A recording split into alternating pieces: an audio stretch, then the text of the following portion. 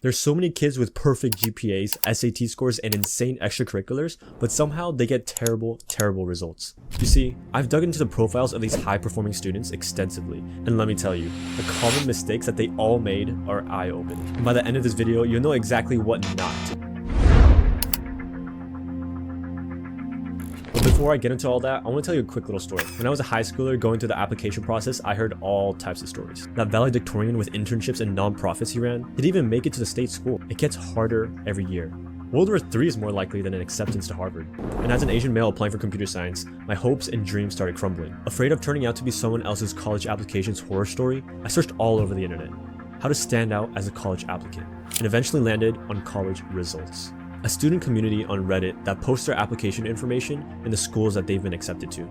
The posts themselves give great insight and inspiration for how you should build your own application, but when you start looking at the comments, especially from the high schoolers that didn't even go through this process already, that's when you'll be wasting your time.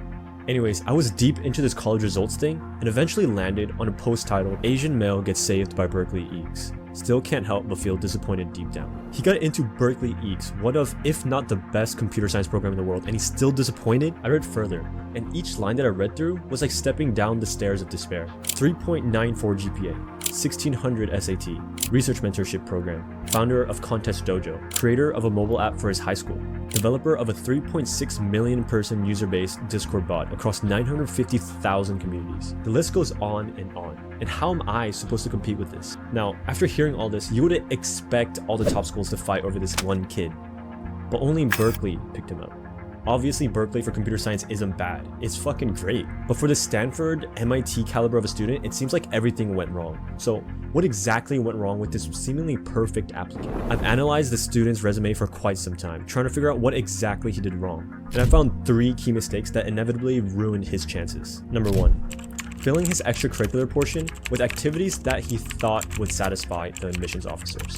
As a computer science applicant, there's a few boxes that a lot of students agree on to check off in high school in order to get into a good school, and it usually goes like this: personal projects, club leadership, research/internships, and community service. If you put this list side by side with his list of extracurriculars, you could see how admissions officers could clearly see through his efforts of creating the perfect application instead of trying to follow his passions. Don't do activities for the sake of, oh, I heard colleges like it when I do this, because they'll see right through you. If you've seen my previous video, you probably noticed that I quoted a bunch of people from experts in their field. Robert Greene, for example. I never used to be an avid reader.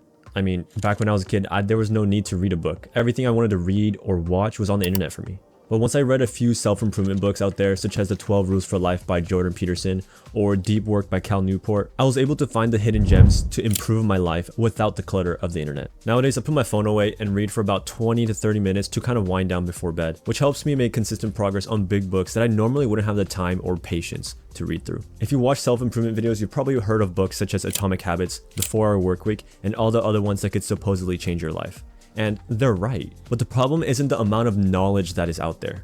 It's the time you need to consume and apply it in your life. But thankfully, this is where short form comes in. Short form helps to condense these books without having to sacrifice any of the important points that the book is trying to convey to you. The way I recommend using it is to use short form as a way to grasp the general idea of any book that you're interested in, whether it's finance related or self-improvement related, whatever it may be. After reading the key points, decide whether to dive in fully by reading the full book or not. This way you'll be able to save a lot of your time. On top of summarizing the book's key points, short form includes analysis and exercises for you to be able to understand each and every point. Alex Hormozi's tip on reading and making sure you stay focused is to read the book along with the audiobook. And with short form is audio with all their book guides, without having to go to any external site, you'll be able to listen and go to the book guide every time. I don't have TikTok or Instagram on my phone anymore, so sometimes I miss what's going on in the world. But through short form's articles that they post, I'm able to get an objective look on what is going on. So instead of scrolling through Instagram that is full of misinformation, I get my articles without the clutter. They drop new book guides and articles every single week, so you'll never run out of things to read. If you use my link, you can get 5 days of unlimited access and 20% off your annual plan. So if you're interested in any of the things that I've mentioned, make sure to check my link in the description. Number 2, generic essays. So it seems like the student wrote about the feeling of reward after connecting people through his applications that he coded. And honestly, it's not a bad essay per se, but if you're aiming for schools like Stanford and MIT, we'll need better. I've talked to a few Stanford and MIT admissions officers before, and the one thing that stood out to me was that they could tell when a student read 50 successful Stanford application essays. And they can also tell when you're writing what you think sounds good in the eyes of the admissions officers. Guys, These people aren't fucking stupid. As much of a joke this whole college admissions process is, you can't deny the fact that they do this professionally. Like, they get paid for what they're doing. What I want you guys to know is that they don't want to hear what you think they want to hear. They want to see something different. The competition has become so cutthroat that it really has come down to whether your essay was unique or compelling enough. No one knows what's going to resonate with the panel that year, so you gotta be willing to be vulnerable in your writing. Number 3, poor letter of recommendation. Guys, if I were to choose the most disregarded portion of the whole application process, it's the letter of recommendation. Because let's be honest, when you talk about your application with your friends, all you really talk about is how dog shit your physics teacher is, or how well you think you did on the SAT. And then all of a sudden, you remember that you have to submit a letter of recommendation. Just like your GPA, you have to put in effort over time to get that exceptional letter of recommendation from whichever teacher you choose. For a lot of students, letter of recommendations are considered as an afterthought, which results them with an average run-in-the-mill letter that won't serve their application at all. And looking at the student's reflection on his letter of recommendation, you could tell that he was part of this group. So after analyzing this perfect applicant, their pain points and mistakes become so blatant. They did it all wrong, except he did nothing wrong. You might be thinking, what? I thought he made those 3 big mistakes. You see, this applicant is actually from a hyper-competitive high school in the Bay Area that have an excessive amount of students with rich parents, using all types of unethical admission strategies and curating their application even before high school begins. But even then, I'm sure this student was one of their best applicants from this school. So what conclusion can we come to? He simply got fucked by the college admission system. That's it. College admissions has been a flawed system from the start. The fact that your chances of getting in depends on an admissions officer's feelings, which vary throughout the day. You could see how luck plays a big part.